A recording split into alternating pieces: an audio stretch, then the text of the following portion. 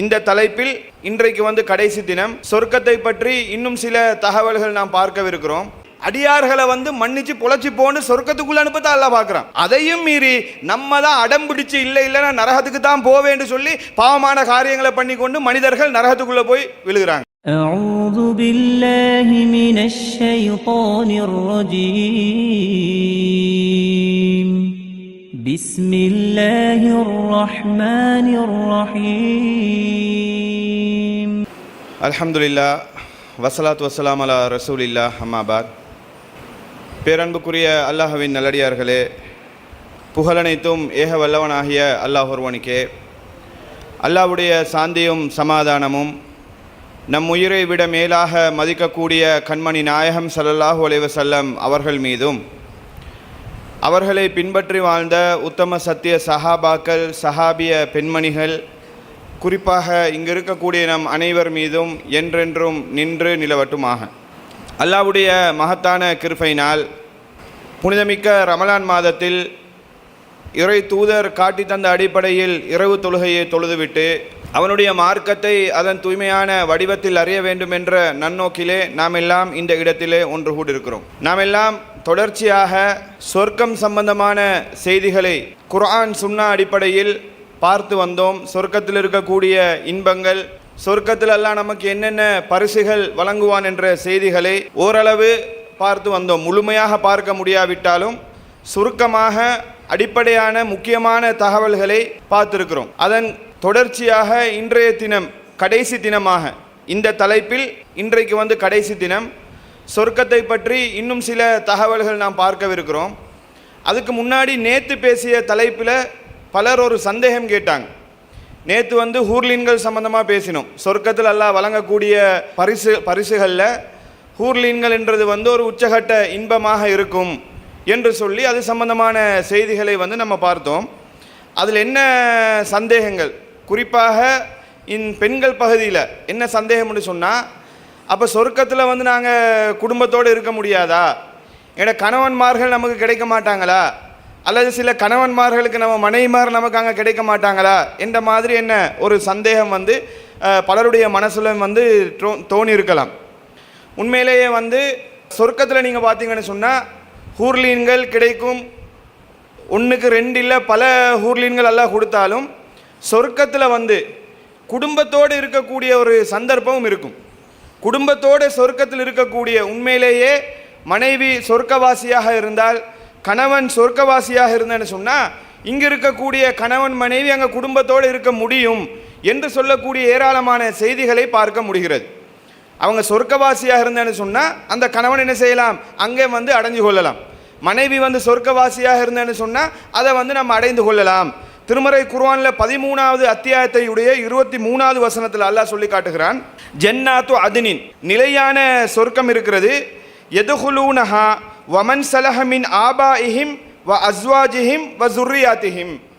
அந்த சொர்க்கத்துக்குள்ள, அந்த நிலையான சொர்க்கத்துக்குள்ள நல்லவர்களில் பெற்றோர்களும், அதே போல உங்களுடைய துணைவியர்களும், அதே போல உங்களுடைய சந்ததிகளும் அதில் நுழைவாங்க. சொர்க்கத்தில் நம்முடைய நல்லவர்களாக இருந்தேன்னு சொன்னால் நல்ல பெற்றோர்களும், அதே போல மனைவிமாக்கள் அல்லது துணைகள், அது போக எங்களுடைய சந்ததிகள் சொர்க்கத்துக்குள்ளே நுழைவாங்க என்று சொல்லக்கூடிய செய்தியை இந்த திருமறை வசனத்தில் நம்மால் பார்க்க முடிகிறது. இன்னும் நிறைய செய்திகள் இருந்தாலும் இந்த ரத்தின சுருக்கமாக புரிந்து கொள்றதுக்காக வேண்டி மட்டும் ஒரு செய்தி. அப்போ அங்கே குடும்பத்தோடு சொர்க்கத்துக்கு நுழைவாங்க. நம்ம நல்லடியார்களாக இருந்தேன்னு சொன்னால் குடும்பத்தோட அல்ல, நிறைய வசனங்கள் சொல்கிறான், கூ அன்ஃபுசக்கும் வ அஹ்லீக்கும் நாரா, உங்களையும் உங்களுடைய குடும்பத்தை நரக நெருப்பிலிருந்து பாதுகாத்துக் கொள்ளுங்க. அப்போ அந்த குடும்ப செட்டப்புன்றது உண்மையிலே சொர்க்கத்தில் மகிழ்ச்சியை தரக்கூடியதான். நம்முடைய பிள்ளைகள், நம்முடைய மனைவி மக்கள் எல்லாரும் சேர்ந்து இருக்கிறது ஒரு மகிழ்ச்சி தானே. தனியாக ஹூர்லினை மட்டும் வச்சுக்கிட்டு இருக்கிறதுல என்ன சந்தோஷம் இருக்க போகுது? அதுவும் ஒரு சந்தோஷமாக இருந்தாலும் குடும்பத்தோடு சேர்ந்து இருக்கிறன்றது அது எக்ஸ்ட்ரா சந்தோஷமாக இருக்கும். எனவே குடும்பத்தினர்கள் நல்லவர்களாக இருந்தேன்னு சொன்னால் அங்கே அதையும் அடைய முடியும் என்ற தகவலையும் என்ன செய்யணும், புரிந்து கொள்ள வேண்டும். அதே போல் இன்றைய தினம் நம்ம என்ன பார்க்க இருக்கிறோம் என்று சொன்னால், சொர்க்கத்தில் நிறைய படித்தரங்கள் இருக்குது. அல்லாஹ்வுடைய தூதர் ஸல்லல்லாஹு அலைஹி வஸல்லம் சொல்கிறாங்க, சொர்க்கத்தில் 100 படித்தரங்கள் இருக்கிறது. அஅத்தஹல்லாஹு லில் முஜாஹிதீன ஃபீ சபீலில்லாஹ். சொர்க்கத்தில் 100 படித்தரங்கள் இருக்குமா. 100 படித்தரங்கள்ல ஆக உயர்ந்ததை அல்லாஹ் யாருக்காக வேண்டி வைத்திருக்கிறான்னு சொன்னா, அல்லாஹுக்காக வேண்டி உயிர் தியாகம் பண்ணாங்களா இல்லையா, அவர்களுக்கு தான் வைத்திருக்கிறான். ஏன்னா உண்மையிலேயே உலகத்தில் செய்யக்கூடிய தியாகங்கள்ல உயிர் தியாகம் பண்றன்றது உச்சகட்டம். இந்த ஒரு மனுஷன் தண்ட உசுருக்காக வேண்டி தான் எல்லாமே செய்கிறான். சம்பாதிக்க பொருளாதாரமாக இருக்கட்டும், எதுவாக இருந்தாலும் என்னென்ன, நான் சந்தோஷமாக இருக்கணும், நான் மகிழ்ச்சியாக இருக்கணும்ன்றதுக்காக வேண்டி தான் உலகத்தில் முழுக்க முழுக்க பாடுபடுறது. அப்போ அந்த உயிரையே இறைவனுக்காக வேண்டி தியாகம் பண்ணுறன்றது எல்லாராலையும் பண்ண முடியாது. அதுக்குன்னு சொல்லி ஒரு உறுதியான ஈமான் இருக்கணும். அல்லாஹ் மேல் இருக்கக்கூடிய நம்பிக்கை ஸ்ட்ராங்காக இருந்தால்தான் அதை செய்ய முடியும். அப்போ இறைவனுக்காக வேண்டி யார் உயிர் தியாகம் செய்கிறார்களோ அவர்களுக்கு தான் அதில் என்ன உச்சகட்ட அந்தஸ்து கிடைக்கும். அதே போல் அல்லாஹ்வுடைய தூதர் ஸல்லல்லாஹு அலைஹி வஸல்லம் அவங்க சொல்கிறாங்க, 2 படித்தரங்களுக்கு மத்தியில் 100 படித்தரம் இருக்குது, அதில் 2 படித்தரத்துக்கு மத்தியில் இருக்கக்கூடிய வித்தியாசம் எப்படி இருக்கும்னு கேட்டால், வானத்துக்கும் பூமிக்கும் நடுவில் இருக்கக்கூடிய வித்தியாசம். ஒரு படித்தரத்தில் இருந்து இன்னொரு படித்தரத்தை அடையணும்னு சொன்னால் அந்த 2க்கும் உள்ள கேப் எப்படி இருக்கும்னு சொன்னால், அந்தஸ்து வித்தியாசம் எப்படி இருக்கும்னு கேட்டால், வானத்துக்கும் பூமிக்கும் இருக்கக்கூடிய வித்தியாசம். அல்லாஹ்வுடைய தூதர் ஸல்லல்லாஹு அலைஹி வஸல்லம் அவங்க இந்த செய்தியை சொல்லி காட்டுறாங்க. அப்போ சொர்க்கத்தில் படித்தரங்கள் இருக்குது, அதில் மினிமமாக 100 படித்தரங்கள் இருக்குது. 100 படித்தரங்களில் உச்சகட்டம் உயிர் தியாகம் பண்ணக்கூடிய ஆட்களுக்கு.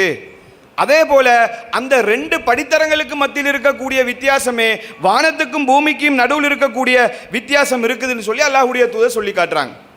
அதே போல மற்றொரு செய்தியில் நீங்கள் பார்த்தீங்கன்னு சொன்னால், ஏன்னா உண்மையிலேயே ஏற்கனவே நான் ஞாபகப்படுத்தின மாதிரி உலகத்தில் எல்லாரும் ஒரே மாதிரி இருக்க மாட்டாங்க. இப்போ உதாரணமாக 2 இப்போ பொருளாதார நிலையில் ஒரே தரத்தில் இருக்கக்கூடிய 2 பேர் எடுத்துக்கொள்ளுங்களே. உதாரணமாக சும்மா புரிகிறதுக்காக சொல்கிறேன். ஒருத்தர் ஒரு 10 கோடிக்கு அதிபதியாக இருக்கிறார்.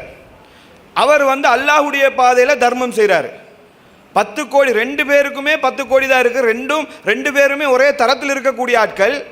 ஒருத்தர் இறைவனுக்காக வேண்டி ஒரு உதாரணமாக 2 கோடியே தர்மம் பண்ணுறாரு. ஒருத்தர் 2 லட்சம் தான் தர்மம் பண்ணுறாரு. 2 பேருக்கும் ஒரே தரத்தை கொடுத்தா நியாயமா?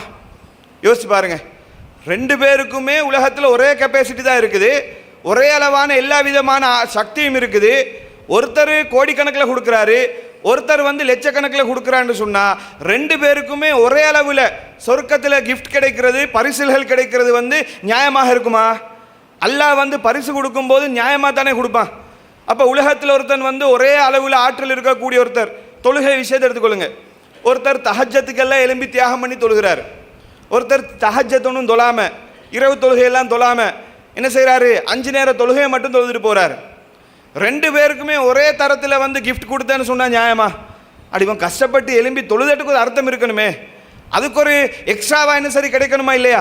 அப்போ அந்த மாதிரி அல்லாஹ் என்ன பண்ணுறான்னு கேட்டால், நீங்கள் உலகத்தில் அதான் சொல்கிறா, வமையமல் மிஸ்காலதரத்தின் ஹைரையரா, நீங்கள் கொஞ்சம் ஒரு கடுகளவு என்ன சரி செஞ்சாலும் அதை நீங்கள் மறுமையில் கண்டுகொள்வீங்க. அதை என்ன உங்களுக்கு அது மறுமையில் ரிட்டர்ன் கிடைக்கும். கடுகளவு பாவம் செஞ்சாலும் அதே நீங்கள் அனுபவிப்பீங்க. அப்போ ஒவ்வொருத்தர் செய்கிற தியாகத்துக்கு ஏற்ற மாதிரி தான் சொர்க்கத்தில் அந்த படித்தரங்கள் அமைந்திருக்கும். அல்லாஹ்வுடைய தூதர் ஸல்லல்லாஹு அலைஹி வஸல்லம் அவர்கள் சொல்லக்கூடிய செய்தி முஸ்லீமில் பதிவு செய்யப்பட்டிருக்குது.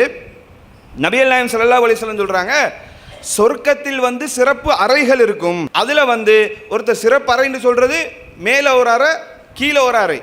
அதாவது மேல் இருக்கிற ஆட்கள் அந்தஸ்தில் அதிகமான ஆட்கள், தரஜாத்தில் உயர்ந்த நிலையில் இருக்கக்கூடிய ஆட்கள் அந்த மேலே ரூமில் இருப்பாங்க.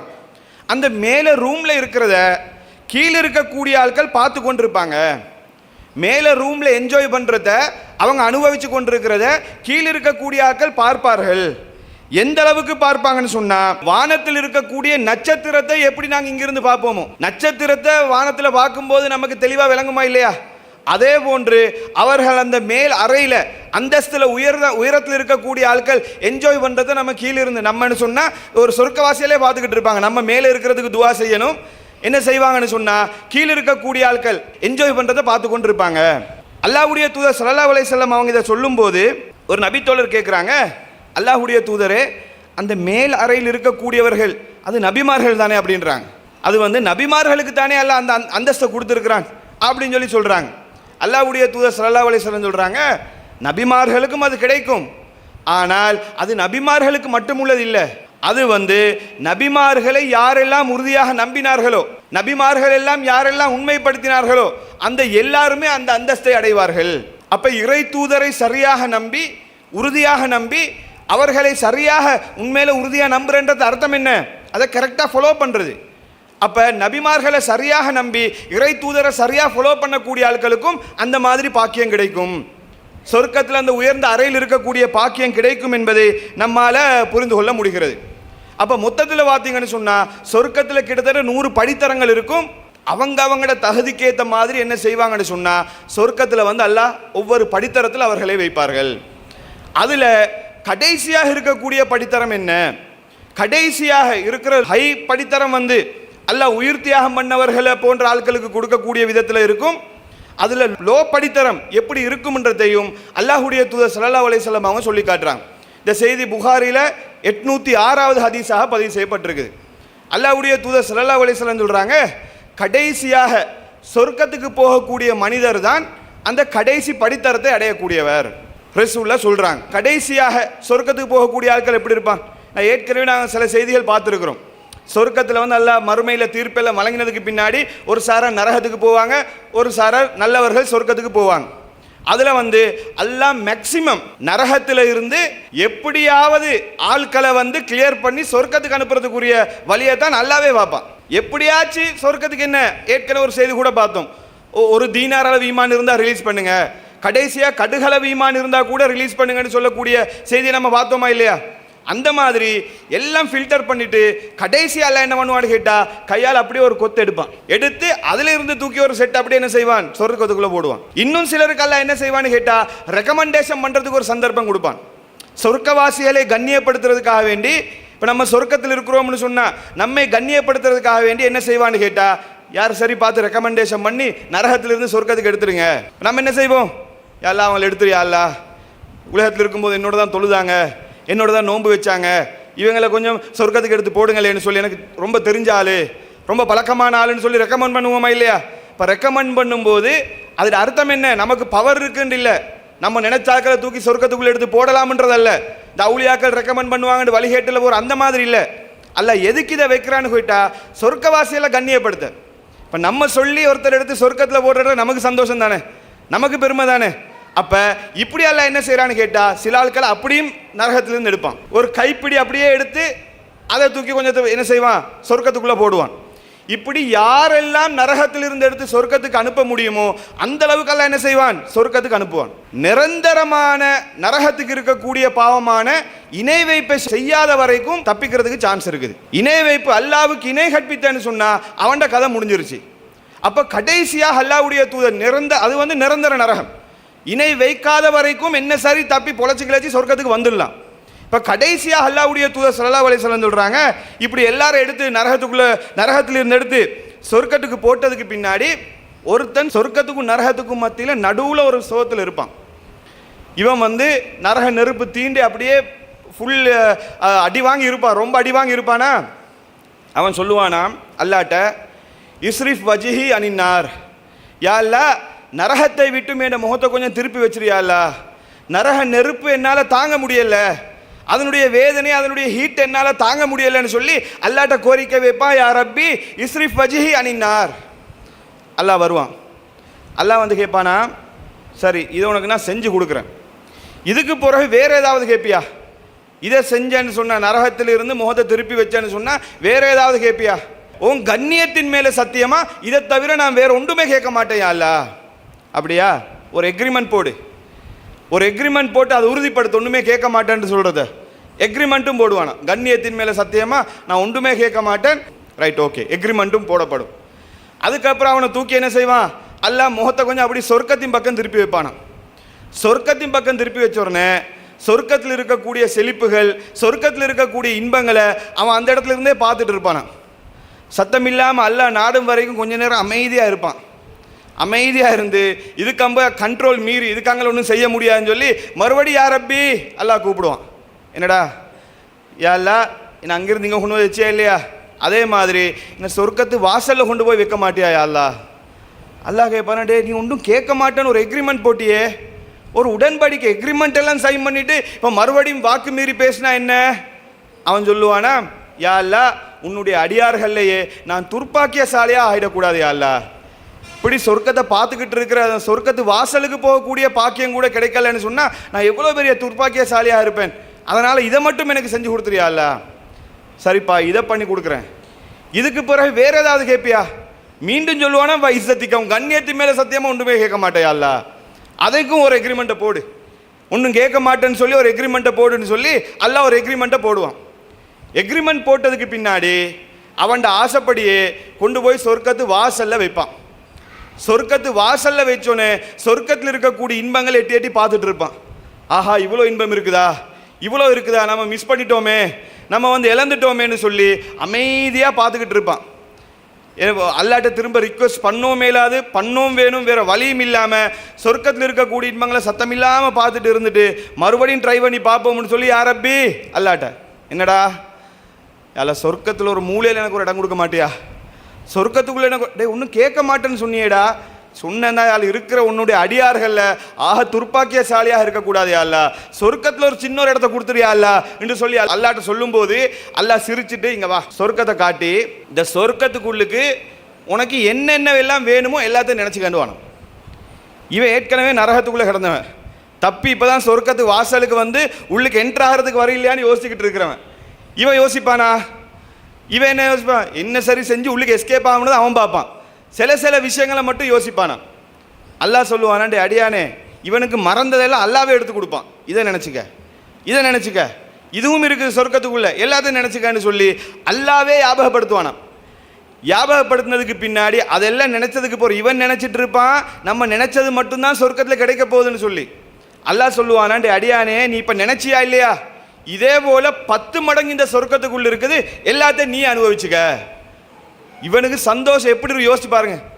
எப்படி நினைக்கிறதுக்கு லிமிட் எல்லாம் கிடையாது, வேண்டியதை நினைக்கலாம். நினைக்கிற போல 10 மடங்கு சொல்லிட்டு அல்லாஹ்வுடைய தூதர் ஸல்லல்லாஹு அலைஹி வஸல்லம் சொல்றாங்க, இதுதான் சொர்க்கத்தில் வழங்கக்கூடிய படித்தரங்கள்லேயே ஆக குறைந்த படித்தரம், ஆக லோ கிரேட். ஆக லோ கிரேட் எப்படின்னு சொன்னா எதெல்லாம் நினைக்கிறானோ அதே போல 10 மடங்கு. அப்ப யோசிச்சு பாருங்க எப்படிப்பட்ட இன்பமாக இருக்கும். அவன் சொர்க்கத்துக்குள்ள போன உடனேயும் வேற வேற அறிவிப்புகள் வருது. எப்படின்னு கேட்டா அங்கே ஹூர்லீன்கள் வருவாங்க. ஹூர்லீன்கள் சொல்லுவாங்க, அல்லாஹ்வை புகழ்ந்துட்டு, உங்களுக்காக வேண்டி எங்களை உயிர்ப்பித்த அல்லாஹ்வுக்கே எல்லா புகழும், எங்களுக்காக வேண்டி உங்களை உயிர்ப்பித்த அல்லாஹ்வுக்கே எல்லா புகழும். ஹூர்லீன்களும் என்ன செய்வாங்க, அவங்கள கண்ட உடனே இந்த மாதிரி அல்லாஹ்வை புகழ்ந்து கொள்வார்கள் என்று சொல்லக்கூடிய செய்திகளை பார்க்க முடிகிறது. அப்ப ஆக லோ கிரேடே எப்படின்னு கேட்டா சொர்க்கத்தில் நினைச்சதை போல 10 மடங்கு. அல்லாஹ் அவ்வளவு இரக்கமானவனாக, அவ்வளவு கருணையாளனாக, எப்படியாச்சு அடியார்களை மன்னிச்சு பொழைச்சி போன்னு சொர்க்கத்துக்குள்ள அனுப்பத்தான் அல்லாஹ் பார்க்குறான். அதையும் மீறி நம்ம தான் அடம் பிடிச்சு இல்லைன்னா நரகத்துக்கு தான் போவேன்னு சொல்லி பாவமான காரியங்களை பண்ணி கொண்டு மனிதர்கள் நரகத்துக்குள்ளே போய் விழுகிறாங்க. சும்மா எல்லாம் தூக்கி நரகத்துக்குள்ளே போட மாட்டான். ஆகவே ஏலாத கண்டி ஜீவனெல்லாம் தட்டிக்கிட்டு எடுக்க முடியாது, வேற வழியே இல்லைன்றதுக்கு பின்னாடி தான் நரகத்துக்குள்ளே போடுவான். ஏன்னா அல்லாஹ் நன்மைகளை கொடுக்கும்போது 1க்கு 10 நல்லா கொடுக்குறான். மஞ்சா அபில் ஹசனதி ஃபலஹு அஷரு அம்சாலிஹா. நீங்கள் ஒரு நன்மை செஞ்சீங்கன்னு சொன்னால் அல்லாஹ் என்ன செய்கிறான், 10 மடங்கு எல்லாம் நன்மையை கொடுக்குறான். ரசூலுல்லாஹ் சொல்கிறாங்க, நீங்கள் ஒரு நன்மையை நினைச்சாலே அதுக்கு நன்மையை பதிவு செய்வான். அந்த நன்மையை செஞ்சீங்கன்னு சொன்னால் 10லிருந்து 700 மடங்கு வரைக்கும் அல்லாஹ் நன்மையை கொடுக்குறான். அது அர்த்தம் என்ன, தண்ட அடியான என்ன சரி செஞ்சு சொர்க்கத்துக்குள்ளே போகிறத அல்லாஹ் பார்க்குறான். அதையும் மீறி ஒருத்தன் நரகத்துக்குள்ளே போகிறான்னு சொன்னால் அவன் உண்மையிலே போக வேண்டிய ஆள் தான், வேற வழியே இல்லாமல் போகக்கூடியவன் தான். இன்னொரு செய்தியை கூட பார்க்கலாம். எப்படின்னு கேட்டால் ஒருத்தன் பாவம் செஞ்ச ஒரு அடியான், பெரிய பாவங்கள் சின்ன பாவங்கள் நிறைய செஞ்ச ஒரு அடியான் இருப்பானான். அல்லாஹ் என்ன செய்வான், அல்லாஹ் முடிவெடுத்துட்டா இவனை மன்னிக்கணும்னு சொல்லி அல்லாஹ் என்ன செய்வான்னு கேட்டால் மறுமையில் ஆர்டர் போடுவான், இவன் பெரிய பாவங்கள் எல்லாம் மன்னிச்சிடு. அதில் ஷிருக்கு எல்லாத்துக்குமே விதி, ஷிருக்கை எல்லாம் மன்னிக்கவே மாட்டான். வேற வேற பாவங்களை பற்றி தான் இதெல்லாம் வருது. இப்போ அவன் பெரிய பாவங்கள் எல்லாம் மன்னிச்சிடு, சின்ன பாவங்கள் மட்டும்தான் பேலன்ஸ் இருக்கும். அவனை கூப்பிட்டு வச்சு இன்கொயரி நடக்கும். என்ன டே, இங்கே போகும்போது இந்த பாவத்தை பண்ணியா இல்லையா? ஆமாம் எல்லாம் பண்ணத்தான் செஞ்ச. இங்கே போகும்போது இந்த பாவத்தை பண்ணியா இல்லையா? சின்ன சின்னதெல்லாம் எடுத்து போடுவானா. நம்ம நினச்சும் பார்த்துருக்க மாட்டோம். அட இதெல்லாமா ரெக்கார்டாக இருக்கும், இதெல்லாமா எல்லாம் கேள்வி கேட்பான் என்று நம்ம நினச்சிக்கிட்டு அந்த அளவுக்கு பயங்கரமாக சின்ன சின்ன விஷயங்கள்லாம் எடுத்து போடுவான்.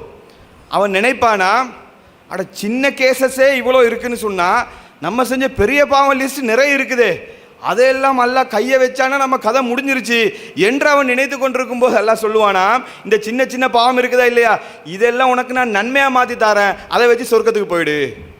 அவன் சொல்லுவான், அல்லாவே இந்த சின்ன பாவத்தில் நன்மையாக மாற்றி தரேன்னு சொன்னால் நான் செஞ்ச பெரிய பாவம் நிறைய இருக்குது அல்லான்னு சொல்லி அவனே அவன்கிட்ட பெரிய பாவத்தை ஒத்துக்கொள்வானான். அப்போ எப்படி அல்லாஹ்வுடைய தூதர் ஸல்லல்லாஹு அலைஹி வஸல்லம் அவர்கள் இந்த சுவாரஸ்யமான சம்பவத்தை சொல்லி காட்டுறாங்க.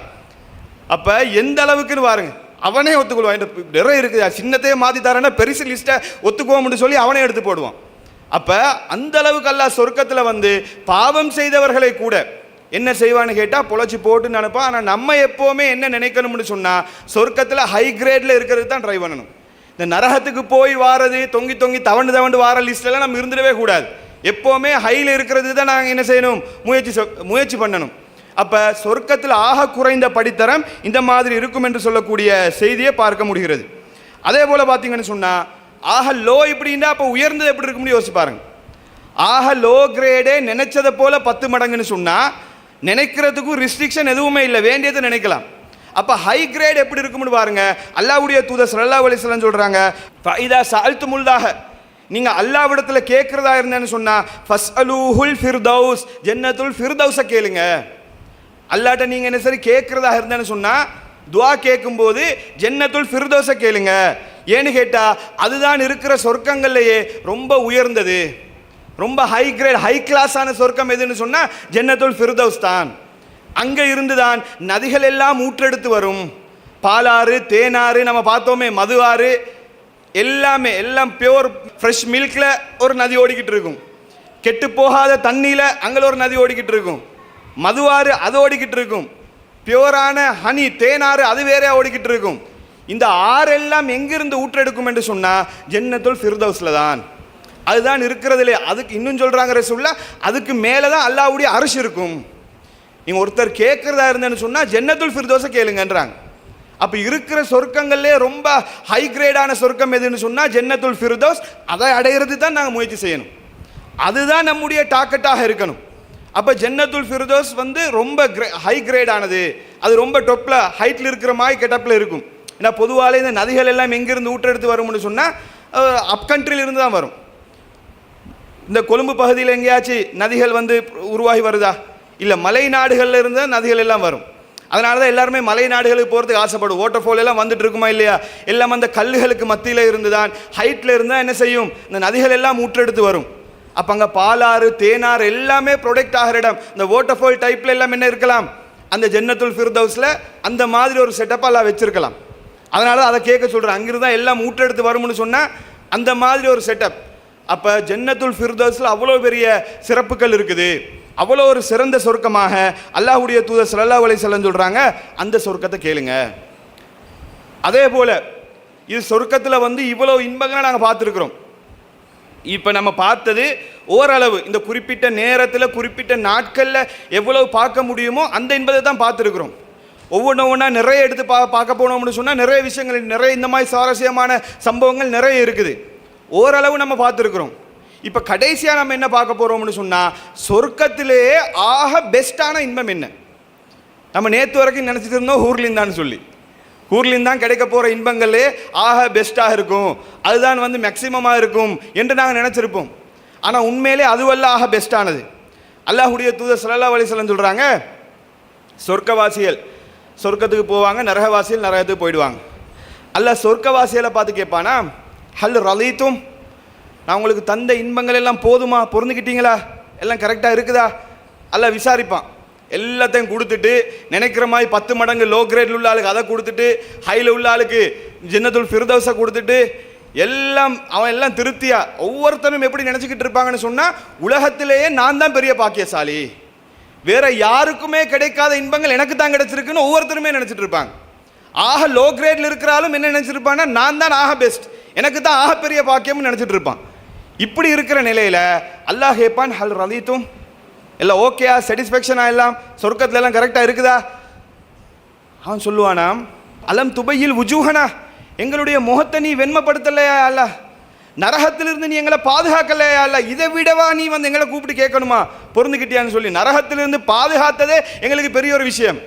எங்களோட முகத்தெல்லாம் இப்படி வெண்மைப்படுத்தி, நான் ஏற்கனவே சொன்னேனா இல்லையா, சொர்க்கத்துக்குள்ளே போகும்போது இந்த சந்திரனை மாதிரி பௌர்ணமி மாதிரி முகமெல்லாம் அப்படி பிரகாசமாக இருக்கும். அவங்க சொல்லுவாங்க, யாரில் எங்களோட முகத்தை நீ வெண்மைப்படுத்தலையா, எங்களை நரகத்திலிருந்து நீ பாதுகாக்கலையா, மற்றது எக்ஸ்ட்ரா கிடைச்சதெல்லாம் அது போனஸ், நரகத்திலிருந்து பாதுகாத்ததே எங்களுக்கு பெரிய பாக்கியமாச்சே, எங்களை கூப்பிட்டு வச்சுக்கிட்டு பொருந்துக்கிட்டியான்னு சொல்லி கேட்குறேன் அல்லா. அப்படியா? அல்ல என்ன பண்ணுவான்னு கேட்டால் ஃபயக்ஸிஃபுல் ஹிஜாப், அவனுக்கு இருக்கக்கூடிய திரையை அகற்றுவான். சொர்க்கவாசிகள் அல்லாவை பார்ப்பார்கள். அல்லாஹ்வுடைய தூதர் ஸல்லல்லாஹு அலைஹி வஸல்லம் சொல்றாங்க, சொர்க்கத்தில் வழங்கிய இன்பங்கள்ல உச்சகட்ட இன்பம் அல்லாவை பார்ப்பதாகத்தான் இருக்கும். சொர்க்கவாசிகள் அவ்வளோ என்ஜாய் பண்ணியிருப்பாங்க, அவ்வளோ அனுபவிச்சிருப்பாங்க, நினைச்சதெல்லாம் அனுபவிச்சிருப்பாங்க, அவ்வளோ இன்பத்தை ஒவ்வொருத்தரும் நினைச்சிருப்பாங்க, உலகத்திலே நான் தான் பெரிய பாக்கியசாலி. அப்படிப்பட்ட இன்பத்தை அனுபவிச்சவனுக்கு அல்லாவை பார்க்கும்போது அல்லாவை பார்ப்பது தான் சொர்க்கத்திலேயே உச்சகட்ட இன்பமாக இருக்கும். அப்போ படைச்ச ரப்புல் ஆலமீனை பார்ப்பதே ஒரு இன்பம், அவனை பார்க்கக்கூடிய பாக்கியம் கிடைப்பதே இன்பம். அதுதான் சொர்க்கங்கள்லேயே கிடைக்கிற இன்பத்திலேயே பெஸ்ட்டானதுன்னு சொல்லி அல்லாஹ்வுடைய தூதர் ஸல்லல்லாஹு அலைஹி வஸல்லம் சொல்கிறாங்க. அப்போ நம்ம என்ன புரிஞ்சுக்கொள்ளணும்னு சொன்னால், இந்த உலகத்தில் இபாதத் செய்கிறது, உலகத்தில் இறைவனை வணங்குறது, உலகத்தில் செய்யக்கூடிய தர்மம் கொடுக்கறது எல்லாமே எதுக்காக இருக்கணும்னு சொன்னால் அல்லாவை பார்ப்பதற்காக இருக்கணும். சொர்க்கம் கிடைக்கிறது, சொர்க்கத்தில் பரிசுகள் கிடைக்கிறதுன்றதெல்லாம் எக்ஸ்ட்ரா போனஸ், அதெல்லாம் போனஸ். அது இல்லாட்டியும் நம்ம இதெல்லாம் கரெக்டாக செய்யணும். இதெல்லாம் இப்போ ஒரு புள்ளைய பார்த்து நீ கரெக்டாக படித்தேன்னு சொன்னால் நான் உனக்கு இதை வாங்கி கொடுப்பேன், இந்த புள்ளைய கரெக்டாக நீ எக்ஸாம்லாம் சரியாக பாஸ் ஆனன்னு சொன்னால் இதை வாங்கி கொடுப்பேன்னு ஆர்வம் ஊட்டுறதுக்கு நாங்கள் சொல்லுவோம். அந்த புள்ளை அந்த கிஃப்ட்டுக்காக வேண்டி படித்தாலும், படித்து முடிஞ்சு பாஸ் ஆன எனக்கு ஒரு கிஃப்ட் கிடைக்கும் என்று அந்த கிஃப்ட்டை டார்கெட் பண்ணி படித்தாலும் உண்மையிலே அந்த புள்ள படிக்கணும். எதுக்கு? இந்த கிஃப்ட் இல்லாட்டியும் படிக்கத்தான் வேணும். அவனுக்கு நல்லதுக்கு தான் சொல்கிறது படிங்கன்னு சொல்லி. குர்ஆன் ஓதினா நோன்பு முடிஞ்சதுக்கு பிறகு என்ன சரி வாங்கி தருவேன், கிஃப்ட் ஒன்று தருவேன், பிள்ளைகளை அதை மோட்டிவேட் பண்ணுறதுக்காக சொல்லுவோம். அப்போ இந்த கிஃப்ட் இல்லாட்டியும் அந்த புள்ள குர்ஆன் ஓதத்தான் வேணும், ஏன்னா அது அவங்களோட நலவுக்கு தான் சொல்கிறது. அப்போ அந்த மாதிரி ஒரு அடியான், இறைவனுடைய அடியான் நம்ம எல்லாம் எப்படி இருக்கணும்னு சொன்னால், சொர்க்கம் கிடைக்கிறது, ஹூர்லிங் கிடைக்கிறது, அதில் இருக்கிற இன்பம் கிடைக்கிறது, அதெல்லாம் போனஸ் எக்ஸ்ட்ரா தான். அதெல்லாம் இல்லாட்டியும் படைச்ச ரப்புல் ஆலமீனை கரெக்டாக வணங்கணும், அவனுக்கு இணை கற்பிக்காமல் இருக்கணும். அப்போ சொர்க்கத்தை நம்ம அடையணும்னு சொன்னால் முதலாவது சொர்க்கத்துக்கு போகிறதுக்கு ஃபர்ஸ்ட் குவாலிஃபிகேஷன் என்னென்னு சொன்னால், நீங்கள்லாம் இணை வைப்பாளர்கள் இல்லாமல் இருக்கணும். அதுக்கு தான் இவ்வளோ போராட்டம். இணை வச்சிடாதீங்க, அல்லாவுக்கு இணை கற்பிக்காதீங்க, தர்காக்களில் போய் கையேந்தாதீங்க, அல்லாட்ட மட்டும் துவா கேளுங்க, அதை சொல்கிறதுக்கு தான் தௌஹீத் ஜமாத்தும் தௌஹீத் காரங்களும். அதுதான் மெயின் நோக்கம். குர்ஆன் சுன்னாவை பின்பற்றுங்க. அதுக்கிட்ட இவ்வளோ அடி உத வாங்குறது, இவ்வளோ போராடுறதும், இவ்வளோ கஷ்டப்படுறதும், தனியாக ஒதுங்கி போய் இவ்வளோ பள்ளிவாசலில் பார்த்தீங்கன்னு சொன்னால் மார்க்கத்துக்கு மாற்றமான, அதாவது குர்ஆன் சுன்னாவுக்கு மாற்றமான நிறைய பள்ளிவாசல் இருக்கும். இருந்தாலும் நாங்கள் கஷ்டப்பட்டு ஆட்கள்கிட்ட காசை கேட்டு கேட்டு வசூல் பண்ணி நாங்கள் தனியாக செய்கிறோம்னா நோக்கம் என்ன? மறுமையிலே அல்லாஹ்வுடைய தூதர் சொல்கிறாங்க ஒரு செய்தி, எல்லாருக்கும் ஆர்டர் போடுவான், யார் யாரெல்லாம் எந்த கடவுளை வணங்கினீங்களோ அதுக்கு பின்னாடி போயிடுங்க. எல்லாரும் போவாங்க. படைச்ச ரப்புல் ஆலமீனை வணங்கியவர்கள் மட்டும் எஞ்சி இருப்பார்கள். அல்லாஹ் கேட்பான், எல்லாருக்கும் சொல்லிட்டோமே போக சொல்லி, நீங்கள் மட்டும் ஏன் இருக்கிறீங்க? அதுக்கு நம்ம சொல்லுவோமா, உலகத்தில் இருக்கும்போது நாங்கள் இந்த எந்த கடவுளையும் வணங்கல்ல, தேவைகள் இருந்துச்சு, நமக்கு ஆசைகள் இருந்துச்சு, ஃபாரக்ன நாசஃபித் துனியா, உலகத்தில் அவர்களை விட்டு நாங்கள் ஒதுங்கி தனிச்சு தான் இருந்தோம். அவங்க எல்லாம் என்ஜாய் பண்ணிட்டு இருந்தாங்க, பிதத்து ஷிர்க்குன்னு சொல்லி கந்துருன்னு சொல்லி கொண்டாடிக்கிட்டு இருந்தாங்க. நமக்கும் ஆசை தான், ஒரு சாப்பாடை தின்ட்டு வந்தால் நல்லா இருக்குமே, ஆனால் செய்யலையே. படைச்ச ரப்புல் ஆலமீன் தடுத்திருக்கிறான், அவங்க என்ஜாய் பண்ணாலும் நாங்கள் ஒதுங்கி இருந்தோம். நம்ம படைச்ச ரப்புல் ஆலமீன் வரங்காட்டி நாங்கள் வெயிட் பண்ணுறோம். அதுக்கு பின்னாடி அல்லாஹ் நம்ம அறியக்கூடிய தோற்றத்தில் வருவான், நம்ம எல்லாருமே சஜதால விழுவோம். படைச்ச ரப்புல் ஆலமீனை பார்த்தோன்னே அந்த முகஸ்துதிக்காக நீ செஞ்சவர்களை தவிர. அப்போ இணை வைப்புன்றது பாரதூரமான குற்றம். இவ்வளவு கிஃப்ட், இவ்வளோ இன்பங்களை தரக்கூடிய அல்லாவுக்கு நம்ம இணை கற்பிச்சோம்னு சொன்னால் தாங்கிக் கொள்வானா, ஏற்றுக்கொள்வானா? யோசிச்சு பாருங்க. நான் ஒரு மனுஷனாக இருந்து யோசிச்சு பாருங்களே, எங்களோட புள்ள குட்டிக்கு எங்களோட மனைவிமாருக்கு அள்ளி அள்ளி வாங்கி வாங்கி கொடுக்குறோம், ஆசைப்படுறதெல்லாம் நிறைவேற்றுறோம், எல்லாம் செய்கிறோம். அந்த மனைவி கணவனுக்கு நன்றி கெட்டவனாக இருந்தான்னா கணவனுக்கு எவ்வளோ கோபம் வரும், எவ்வளவு சூடாகும். அட இவ்வளோ செஞ்சு நன்றி கெட்டவளாக இருக்கிறாள்னு யோசிப்போமா இல்லையா? பிள்ளைகள் துரோகம் செய்யும்போது எவ்வளோ கோபம் வரும், அட இவ்வளோ கஷ்டப்பட்டு வளர்த்து இப்படி துரோகம் பண்ணுறேன்னு பேசுவோமா இல்லையா? அப்போ படைச்ச ரப்புல் ஆலமீனுக்கு எப்படி இருக்கும்? நம்மளை படைச்சி ஆரோக்கியமாக வச்சு உலகத்தில் சகல இன்பங்களையும் அல்லாட அருள்களையும் கொடுத்து அவனுக்கு நன்றி கெட்டவனாக இருந்தேன்னு சொன்னால் அல்லாஹ்க்கு எவ்வளோ கோபம் வரும். அதான் அல்லாவுக்கு இணை கற்பிச்சா நீ நிரந்தர நரகம், மன்னிப்பே கிடையாது. என்று அல்லாஹ் சொல்கிறான். அப்போ சொர்க்கத்தில் வந்து இந்த இன்பங்கள் இவ்வளோ இன்பங்கள் இருக்குதுன்னு சொன்னால் அதை நம்ம அடைகிறதுக்கு முயற்சி செய்யணும். அதை ஒரு டாக்கெட்டா, அதை ஒரு இலக்காக வச்சு எங்களுடைய செயல்பாடாக அமைச்சுக்கொள்ளணும். ஜன்னத்துல் ஃபிர்தௌஸ் அதுதான் இந்த டாக்கெட். அல்லாவை பார்க்கறது மெயின் டாக்கெட். அதுக்கு பின்னாடி ஜன்னத்துல் ஃபிர்தௌஸ், சொர்க்கமுண்டா ஜன்னத்துல் ஃபிர்தௌஸ் தான். அதுக்கு என்ன செய்கிறது, அதுக்கு என்னென்ன மாதிரி எங்களுடைய செயல்பாடுகளை வந்து அமைச்சுக்கொள்வது, இது உள்ளத்தில் ஸ்ட்ராங்காக பதிஞ்சன்னு சொன்னால் நாங்கள் உலகத்தில் கஷ்டப்படுறது கஷ்டமாகவே தெரியாது. அல்லாஹ்வுடைய பாதையில் தர்மங்கள் கொடுக்குற தர்மமாகவே நமக்கு தெரியாது, கஷ்டமாகவே நமக்கு தெரியாது. ஏன், நம்ம டாக்கெட் அதுவாகத்தான் இருக்கும். அப்போ சொர்க்கத்தை அடைகிறதுக்கு, எங்களுடைய வணக்க வழிபாடுகள் இன்ட்ரெஸ்ட் ஆகிறதுக்கு இந்த சொர்க்கத்தை பற்றி தெரிஞ்சு கொண்டால்தான் அது நமக்கு இன்னும் என்ன செய்யும், ஆர்வத்தை அதிகரிக்கும். அப்போ அந்த வகையில் சொர்க்கத்தை வந்து நம்ம ஒரு 6 நாட்கள் முடிந்த அளவுக்கு ரத்தின சுருக்கமாக தான் தெளிவுபடுத்திருக்கிறோம். நிறைய விஷயங்கள் இருந்தாலும் சுருக்கமாக வந்து என்ன செஞ்சுருக்குது, தெளிவுபடுத்தப்பட்டிருக்குது. எனவே சொர்க்கத்தை அடைகிறதுக்கு நாங்கள் முயற்சி செய்யணும். நம்ம மட்டும் சொர்க்கத்துக்கு போகக்கூடாது, நாமும் நம்முடைய குடும்பத்தார், நம்மை சார்ந்தவர்கள், நம்ம தெரிஞ்சவங்க எல்லாரும் சொர்க்கத்துக்கு கூட்டு போகிறதுக்கு முயற்சி பண்ணணும். அதுக்குரிய முயற்சியில் நாங்கள் என்ன அதிகமாக தாவா அல்லாஹ்வுடைய மார்க்கத்தை எடுத்து சொல்கிறது, இணை வைக்கக்கூடாதுன்றதை பிரச்சாரம் பண்ணுறது, சரியான விதத்தில் கொள்கை கொண்டு போய் சேர்க்கறதுக்கு நாங்கள் முயற்சி செய்யக்கூடிய மக்களாக மாறணும். எனவே அப்படிப்பட்ட மக்களாக அல்லாஹ் நம் அனைவரையும் ஆக்கிரல்வானாக என்று கூறி உரையை நிறைவு செய்கிறேன். வாஹிரு தாவானா அல்ஹம்துலில்லாஹி ரப்பில் ஆலமீன்.